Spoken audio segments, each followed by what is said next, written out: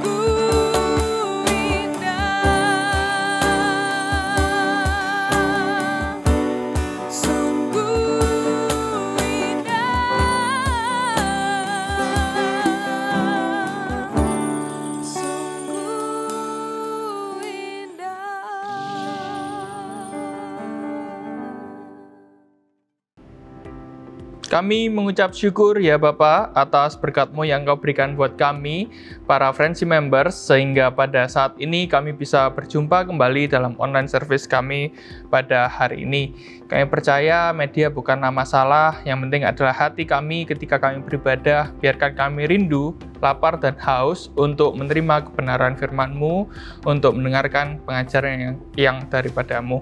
Terima kasih Tuhan, Tuhan yang urapi hamba-Mu yang akan menyampaikan, yang akan sharing kebenaran firman, dan berkati agar apa yang disampaikan ini menjadi berkat buat setiap kami, menjadi bekal untuk kami terapkan juga dalam kehidupan kami sehari-hari.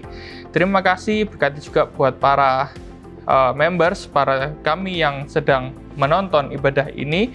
Berikan hikmat-Mu buat setiap kami, Roh Kudus-Mu yang bekerja bersama dengan kami. Di dalam nama Tuhan Yesus, kami siap mendengarkan sharing kebenaran firman-Mu. Haleluya. Amin. Amin. Hai Friends Members, untuk memulai sharing kebenaran firman kita hari ini, aku mau buka dengan sebuah pengalaman yang pernah aku alami. Yang aku yakin ini bukan hanya aku yang pernah alamin, tapi mungkin beberapa dari kalian pun juga pernah alamin ini. Dan kejadian ini nggak hanya aku alamin 1-2 kali, tapi bisa lebih dari itu, beberapa kali pernah aku alamin. Ada kalanya di satu hari, apalagi waktu aku bekerja, hari itu terasa capek banget. Banyak tugas yang diberikan. Deadline satu, mau diselesaikan, sudah datang deadline yang lain. Terus juga ada tambahan tugas dari atasan. Terus juga banyak hal yang tiba-tiba datang mendesak untuk segera dilakukan. Belum lagi kalau pulangnya harus lembur, lebih dari jam operasional di kantor. Waktu udah lembur kayak gitu, pulang dengan harapan bisa langsung sampai di rumah dengan cepat, bisa langsung istirahat, tapi ternyata jalanannya begitu macet di jalan. Aduh, rasanya kayak kok nggak sampai-sampai, nggak selesai-selesai, nggak aku bisa segera mengakhiri hari ini gitu loh. Yang terjadi di perjalanan yang aku niatnya pengen segera nyampe, malah jadinya ngantuk, malah jadinya kayak aduh ngantuk rek. Beberapa kali juga hilang kesadaran gitu. Aku kok tiba-tiba udah di sini ya? Kok tiba-tiba aku sudah ngelewatin daerah ini, aku sudah sampai sini. Habis gitu tadi aku di jalan ngelewatin apa aja aku juga nggak sadar sama itu. Terus juga mungkin aku tadi diklakson sama orang, ngelewatin rambu lalu lintas, mungkin aku juga nggak sadar sama hal itu. Berapa kali hal itu terjadi sama aku ketika aku kecapean pulang dari kantor. Nah, waktu aku keliling di beberapa FC juga ada beberapa kalian yang punya cerita yang sama dengan aku, di mana ketika mereka atau kita ini capek, udah begitu capeknya ngelewatin hari itu di jalan rasanya ngantuk banget. Sampai berapa kemarin juga ada satu orang teman kita yang juga ngalamin hal yang nggak menyenangkan, ngalamin musibah ketika dia kecapean di jalan. Dia akhirnya jatuh dan nabrak sebuah kendaraan yang ada di depannya. Tapi puji Tuhan sekarang kondisinya juga nggak apa-apa, sudah sehat seperti sedia kala. Makanya hati-hati dengan kondisi itu ketika kita capek di jalan, rasanya kita pengen segera sampai, tapi malah ngantuk dan kecapean di jalan. Kita nggak sadar waktu di perjalanan kita itu. Nah, cerita ini sebenarnya nggak hanya terjadi di dalam sebuah perjalanan. Seringkali di dalam kehidupan kita pun kita ngalamin hal yang seperti ini. Rasanya banyak hal yang kita alami, kita pengen segera selesai, tapi rasanya datang terus, bertubi-tubi datang terus. Masalah yang satu datang, masalah yang ini datang, tugas, deadline-nya yang ini mau kita selesaikan, terus tiba-tiba sudah ada deadline yang lain, terus belum lagi kalau kena omelan dari orang lain, rasanya kayak buat kita capek, buat kita rasanya, duh kapan sih ini bisa selesai? Niatnya satu ini dan selesai dan kita bebas, ya kan? Rasanya tapi nggak selesai-selesai. Finally we burn out, not break out. Nah, akhirnya kita malah burn out nih. Nah, burn out itu membuat kita kecapean, atau burn out itu membuat kita panas, membuat kita pusing. Parahnya kita juga bisa kehilangan motivasi untuk menyelesaikan apa yang jadi tugas tanggung jawab kita. Itu burn out. Burnout juga membuat kita mengerjakan sesuatu nggak maksimal, nggak optimal. Karena apa? Karena banyaknya hal yang kita alamin yang membuat kita akhirnya panas, membuat kita capek. Ibaratnya kayak handphone. Kalau handphone kalian panas, apakah dia semakin lancar performanya? Enggak kan? Waktu handphone kita ini panas, dia semakin lambat. Kita semakin mangkel. Aduh, handphone ini canggih, tapi begitu dia panas, begitu dia ini sudah nggak optimal, yaitu panas tadi, rasanya lemot banget. Kita sampai mangkel-mangkel sendiri. Nah, itulah burnout. Keadaan dimana kita juga menerima begitu banyak hal yang kita alami yang membuat kita akhirnya panas, malah nggak optimal mengerjakan segala sesuatu. Kemarin aku lihat juga di salah satu story Instagram dari teman aku, dia juga menuliskan hal yang kurang lebih sama dengan itu, dengan apa yang kita bahas sekarang. Dia ini istilahnya gila kerja gitu ya, dia punya begitu banyak tugas, begitu banyak kerjaan, sehingga dia lupa waktu, dia juga udah berantakan pola makannya, pola tidurnya. Sampai suatu ketika dia ini kebangun di suatu pagi gitu, dia ngerasa capek semua, dan waktu dia bangun dia ngeliat post sebuah Instagram post gitu yang tulisannya aku lupa isinya apa, tapi intinya adalah jangan kamu itu lupa sama kesehatanmu hanya karena kamu sering bekerja. Kamu lupa memperhatikan apa yang seharusnya kamu perhatikan, yaitu diri kita. Kalau kita nggak perhatikan diri kita, bagaimana kita bisa bekerja? Bagaimana kita bisa mengerjakan sesuatu itu dengan optimal? Nah, hal ini nampaknya baik, karena kita produktif, ya kan? Tapi kalau kita memaksakan diri kita yang burnout itu tadi, malah ini akan menuju ke kesia-siaan, karena kita nggak akan mengerjakan itu dengan optimal. Nah, aku percaya semua kita itu bisa maksimal ketika kita menggunakan cara yang benar, ya kan? Nah, gimana caranya itu?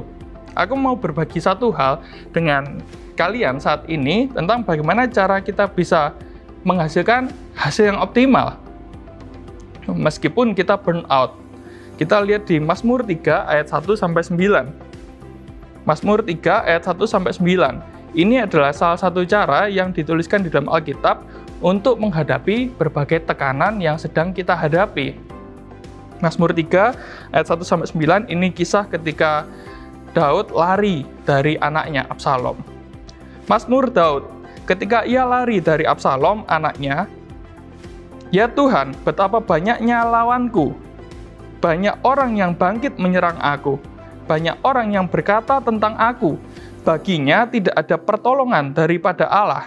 Selah. Nah, ini adalah bagian pertama yang sedang diungkapkan sama Daud ketika dia dikejar sama Absalom. Di sini dia ngomong, banyaknya orang yang bangkit melawan aku, betapa banyaknya lawanku, banyaknya orang yang berkata tentang aku, dan lain sebagainya. Bukankah kita juga mungkin ada di momen seperti itu ketika kita burn out?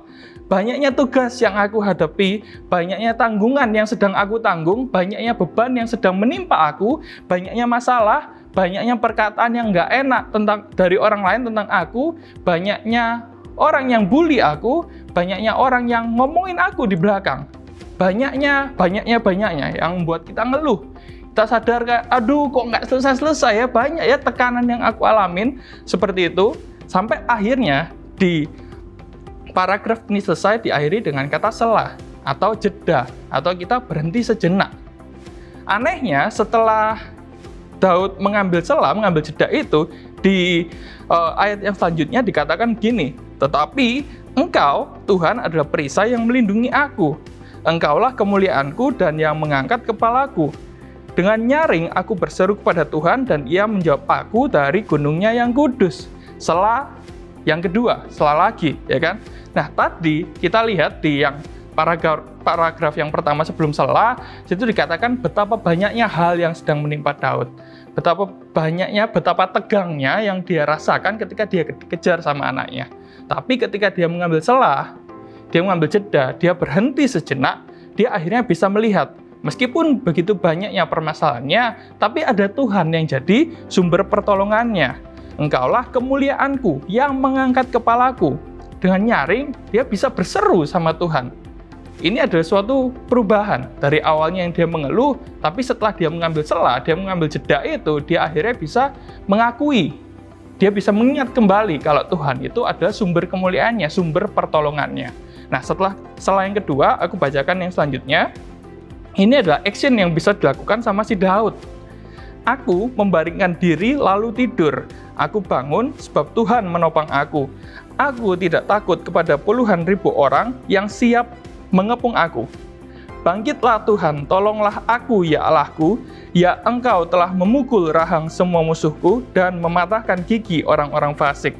Dari Tuhan datang pertolongan, berkat-Mu atas umat-Mu. Selah. Nah, di selah yang kedua ini, akhirnya Daud bisa melakukan suatu action. Orang yang dikejar-kejar, orang yang sedang dalam pelarian adalah orang yang nggak tenang hidupnya. Betul kan? Mungkin kalau kalian pernah lihat di film atau kalian pernah mengalami hal itu, mungkin ketika kalian kejar-kejaran, main yang seperti itu kan, kalau kalian dikejar, kalian ini sedang dalam keadaan yang menegangkan. Waduh, kalau aku kena bagaimana ya?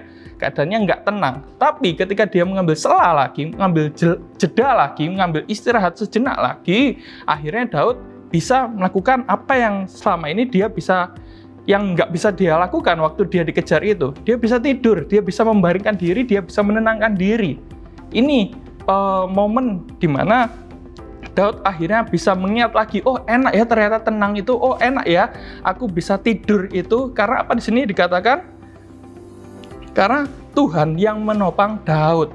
Kalau kita lihat dari yang pertama dia mengeluh, terus dia ambil jeda, terus akhirnya dia bisa mengakui kalau Tuhan itu yang berkuasa atas kehidupannya. Dia ambil jeda lagi, akhirnya dia bisa tenang. Dia bisa lebih tenang waktu dia sedang dikejar anaknya itu. Dikejar masih, tapi dia bisa mengingat di paragraf yang paling terakhir ini kalau Tuhan ada sumber pertolongannya sehingga dia bisa tidur lagi. Dia bisa tenang lagi.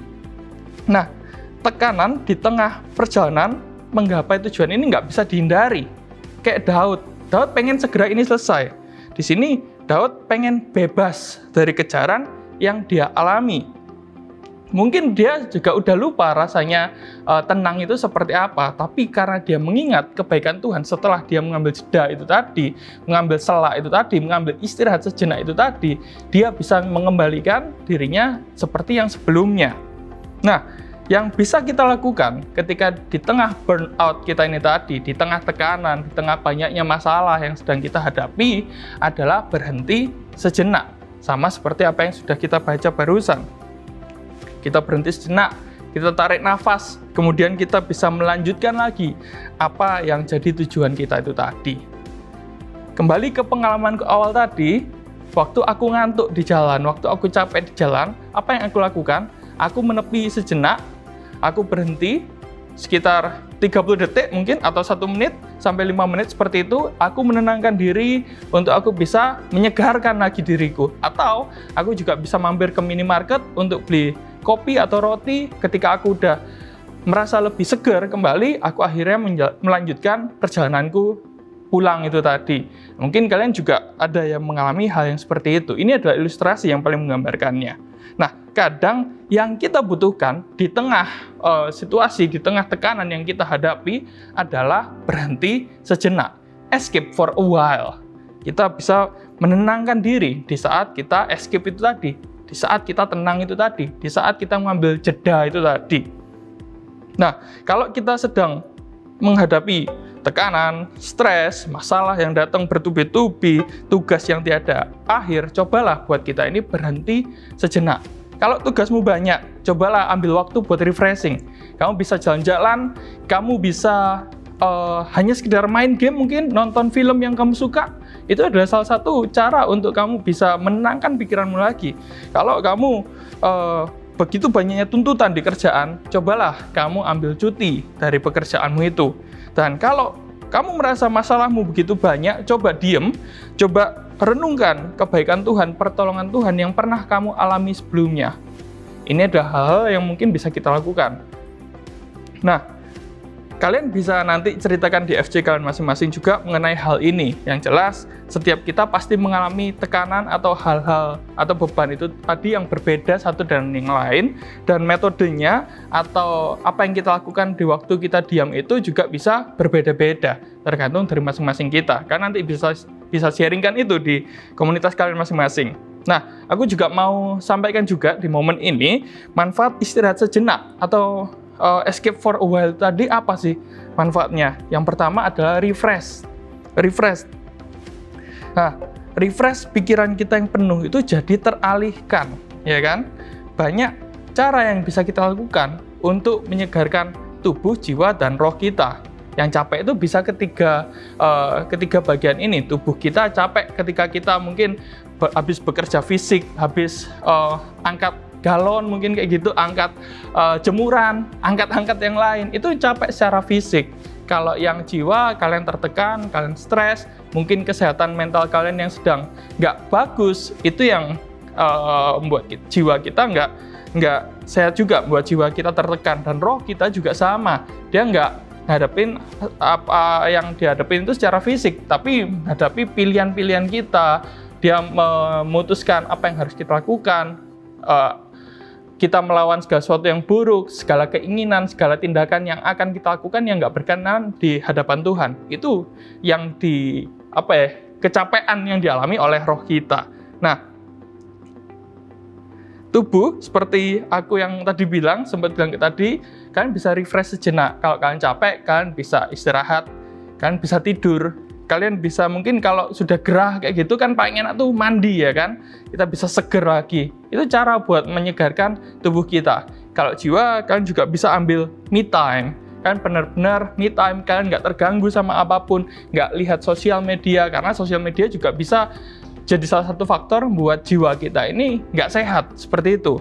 Bahkan roh kita, nah ini yang paling penting nih, roh itu bisa dengan merenungkan firman Tuhan. Coba lihat di Mazmur 19 ayat 8. Mazmur 19 ayat 8 ngomong, Taurat Tuhan itu sempurna, menyegarkan jiwa. Peraturan Tuhan itu teguh, memberikan hikmat kepada orang yang tak berpengalaman. Firman Tuhan selain buat menyegarkan roh kita, dia juga bisa menyegarkan jiwa kita. Jiwa kita yang tertekan itu tadi. Roh harus disegarkan juga secara langsung, karena roh capek juga berperang dengan segala pilihan kita itu tadi.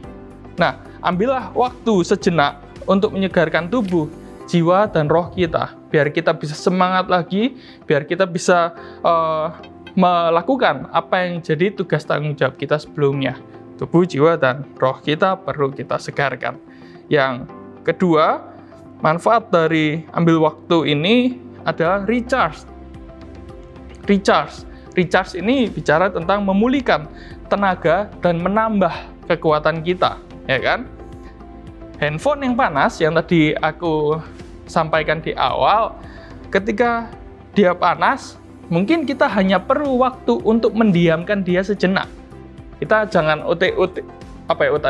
jangan perlakukan dia, jangan gunakan dia hanya untuk sesaat. Nanti ketika dia sudah mulai lebih dingin, dia bisa kembali ke performanya yang awal. Itu adalah waktu yang kita bisa gunakan untuk memulihkan keadaan handphone kita ini tadi.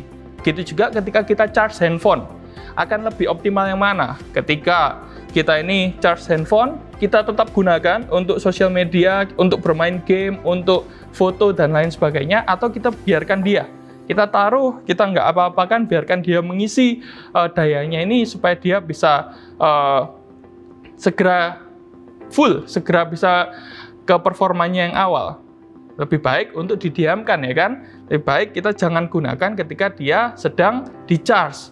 Karena kalau kita malah gunakan, itu juga akan mempengaruhi kesehatan dari baterai kita itu tadi. Nah, sama kayak kita itu tadi, kalau kita gunakan diri kita yang sudah burn out, yang kita sudah capek, yang sudah panas itu tadi, kita nggak akan menghasilkan apa-apa. Kita yang jenuh, kita berharap malah bisa menghasilkan sesuatu, malah nggak akan menghasilkan apa-apa. Jadi lebih baik kalian diam sejenak, alihkan pikiran kalian, alihkan kegiatan kalian dengan hal yang buat kalian bisa refresh, kalian bisa recharge diri kalian itu tadi. Atau ini deh, ini yang mungkin paling relate, yang setiap dari kalian pun pernah mengalami. Tahu nggak istilah kata bijim, ya kan? Kalau kalian ada di beberapa usia kalian sebelum ini, kalian lebih kecil daripada sekarang, kalian pasti pernah main kejar-kejaran, entah peta umpet atau apapun itu. Kalian sedang dikejar nih sama teman kalian, tiba-tiba kalian berhenti, kalian bilang bijim, bijim, bijim. Maksudnya apa? Benernya, kalau kalian pikirkan, maksud dari kata bijim ini adalah, Sik, aku tak istirahat, Sik, aku nggak mau kalah. Aku mau setelah ini, aku tak istirahat sebentar, aku ambil waktu sebentar, habis gini aku lari lagi. Gitu kan maksud dari arti kata bijim ini, kalau kalian sadari, ya, bijim di sini kita juga pengen yang namanya kita berhenti sejenak, kita memulihkan tenaga kita, dan akhirnya kita bisa melanjutkan lari kita itu tadi, permainan kita itu tadi, dan akhirnya kita bisa memenangkan permainan itu. Nah, sebetulnya arti kata gym seperti itu. Ingat nggak kalian masa-masa itu? Oke, itu tentang recharge. Yang terakhir adalah restore. Restore. Seperti kalau data di recycle bin, buat kalian yang fasih bermain komputer atau kalian menggunakan komputer sebagai keseharian kalian, di situ ada tempat yang namanya recycle bin. Dari file-file yang sudah tidak kita gunakan atau yang tidak sengaja terhapus masuk ke dalam recycle bin. Di sana file kita punya dua pilihan, mau di restore atau mau di delete permanen, delete forever, dia sudah nggak ada lagi. Ketika kita pilih restore, ketika kita pilih untuk mengembalikan dia dan kita pencet itu, maka dia yang awalnya sudah terhapus, dia akan bisa kembali lagi. Dia akan bisa balik lagi di location-nya yang semula. Nah, apa yang mungkin selama ini sudah nggak kita rasakan karena burnout kita itu tadi? Kita lupa rasanya bahagia mungkin. Kita lupa tenang itu kayak gimana ya, selama ini aku dikejar deadline terus. Atau kita lupa rasanya kebersamaan dengan orang lain itu asiknya seperti apa. Nah, mungkin dengan kita bisa berhenti sejenak ini, kita bisa mengingat lagi. Sama seperti recycle bin itu tadi. Apa yang selama ini sudah kita hapus, apa yang selama ini sudah tidak kita rasakan. Ketika kita merestore itu, maka itu akan kembali lagi ke kehidupan kita. Nah, maka dari itu kita perlu yang namanya ambil istirahat sejenak. Pikirkan apa yang selama ini sudah kita lupakan, apa yang selama ini sudah kita nggak miliki lagi. Nah, firman Tuhan di Matius 11 ayat 28 berkata demikian, "Marilah kepadaku semua yang letih lesu dan berbeban berat, aku akan memberikan kelegaan kepadamu." Tuhan itu juga pengen di masa ketika kita sudah kecapean, kita sudah letih, kita sudah lupa sama hal-hal bahagia yang dulu pernah kita rasakan, Tuhan pengen kita datang sama Tuhan. Tuhan pengen kita berserah lagi sama Tuhan. Tuhan pengen kita ini dikembalikan lagi seperti keadaan kita yang sebelumnya, keadaan bahagia kita punya ketenangan, kita punya kebersamaan dengan orang lain, dan sebagainya. Ingat, Tuhan itu adalah sumber segala sesuatu. So, yuk datang sama Tuhan, karena Tuhan itu yang akan memulihkan dan akan memberikan kelegaan buat setiap kita. Amin? Amin. Nah, terakhir aku mau kasih share juga cerita tentang Ayub. Setelah Ayub tidak memikirkan betapa buruknya keadaannya, dia tidak mendengarkan apa kata orang yang ada di sekelilingnya tentang keadaannya, ia punya waktu buat merenungkan firman, dia punya waktu buat berdoa, bahkan dia juga mendoakan sahabat-sahabatnya. Tuhan kasih pemulihan sama Ayub. Dia bisa dikembalikan seperti keadaan yang sebelumnya. Dia bisa kembali ke track-nya untuk mencapai apa yang jadi tujuan hidupnya. Dia bisa kembali lagi ke pemulihan bersama dengan keluarganya. Lihat di Ayub 42 ayat 10 sebagai ayat terakhir kita. Lalu Tuhan memulihkan keadaan Ayub setelah ia meminta doa untuk sahabat-sahabatnya. Dan Tuhan memberikan kepada Ayub 2 kali lipat dari segala kepunyaannya yang dahulu. So, apapun yang saat ini sedang menekan kita, betapa banyaknya tanggungan kita, masalah yang kita hadapi, omongan yang nggak enak dari orang lain tentang diri kita, atau hal-hal mungkin yang kecil-kecil yang buat kita capek juga, yang aku juga nggak tahu masing-masing kalian alamin apa, cobalah buat ambil waktu sejenak. Renungkan juga kebaikan Tuhan. Ambil waktu untuk kalian bisa me time, benar-benar kalian menghargai, mencintai diri kalian sendiri. Karena yang tahu batas kalian adalah kalian sendiri. Yang tahu kemampuan kalian sampai di mana ya kalian sendiri. So, you don't have a breakout when you are burned out. So, you need to take a break for a while. Dan perlu ambil waktu sejenak. Amin, semoga apa yang kita bahas ini berkati setiap kita, menjadi hal yang berguna untuk kita renungkan, dan kita bisa mengambil waktu sejenak untuk kita bisa memulihkan keadaan kita, dan kita tetap pada akhirnya bisa menyelesaikan apa yang jadi tekanan, tanggung jawab, dan masalah-masalah kita itu tadi. Kita berdoa. Tuhan Yesus, terima kasih atas berkat-Mu yang Kau berikan buat setiap kami. Terima kasih kami sudah mendengarkan sharing kebenaran firman-Mu yang begitu sederhana ini. Hamba-Mu terbatas secara penyampaian, tapi hamba-Mu percaya ketika Roh Kudus-Mu bekerja, Tuhan yang taruh firman ini dalam setiap hati kami, maka kami bisa benar-benar mendalami dan melakukan apa yang kami bahas barusan, untuk kami bisa mengambil waktu sejenak di tengah kesibukan kami, di tengah tekanan yang kami hadapi, di tengah permasalahan yang mungkin sedang menimpa kami juga saat ini. Biarkan kami bisa tenang, biarkan kami juga bisa mengingat segala kebaikan-Mu di tengah permasalahan kami ini, dan pada akhirnya kami tetap bisa berjalan lebih kuat lagi di dalam Engkau. Terima kasih Tuhan atas berkat-Mu, meteraikan firman-Mu ini di setiap hati kami, dan kami bisa mendapatkan pemulihan itu daripada-Mu. Bentar kami juga akan mengakhiri ibadah kami hari ini Tuhan. Kami ucap syukur atas waktu ini, berkati buat setiap kami yang sudah ambil bagian, buat kami yang melayani secara teknis, buat kami yang melayani dalam pujian penyembahan, menyambut jemaat-Mu, dan setiap kami yang turut ambil bagian di balik layar. Kami percaya apapun yang kami kerjakan buat-Mu, Engkau akan perhitungkan itu sebagai sebuah kebenaran buat kami. Terima kasih Tuhan, pertemukan kami kembali di ibadah kami selanjutnya dengan keadaan lebih bersemangat lagi dan lebih bersukacita lagi Tuhan. Terima kasih Tuhan Yesus, kami serahkan juga setiap kehidupan kami di dalam sekolah kami masing-masing, di dalam perkuliahan kami, di dalam pekerjaan kami, di dalam keluarga, kesehatan kami, dan apapun yang kami lakukan, Kau buat kami berhasil dan beruntung ya Bapa. Terima kasih, di dalam nama-Mu kami berdoa dan mengucap syukur. Haleluya. Amin. Oke guys, gimana firman Tuhan yang sudah disampaikan oleh Ko Benedik? Aku percaya kalian semua sudah mengerti bagaimana sikap kita yang kita harus miliki di tengah tekanan-tekanan kehidupan kita. Kesimpulan dari aku, di tengah-tengah kehidupan kita harus memiliki sikap tenang, di mana sikap tenang ini akan membuat kita lebih fokus kembali, kita memiliki semangat kita kembali untuk menyelesaikan tanggung jawab dalam kehidupan kita yang tujuannya untuk meraih kebebasan atau jalan keluar. Amin teman-teman, amin ya. Jangan lupa untuk dilakukan dalam kehidupan kita sehari-hari. Oke guys, aku mau ngasih informasi buat kalian semuanya. Jangan lupa setiap hari Senin atau Selasa masih ada FC Online. Buat kalian yang masih belum tergabung dalam FC Online, kalian boleh langsung aja tanya melalui DM Instagram kita di @youthfrenzy. Dan juga ibadah online service kita selalu diadakan setiap hari Sabtu jam 5 sore di channel Youth Frenzy. Dan jangan lupa untuk di-subscribe supaya kalian gak ketinggalan semua online service kita setiap minggunya. Dan juga bagi kalian yang rindu memberikan persembahan, jangan khawatir, kalian dapat memberikan persembahan secara online melalui scan QR code. Okay, that's all for today. See you in the next week. Bye!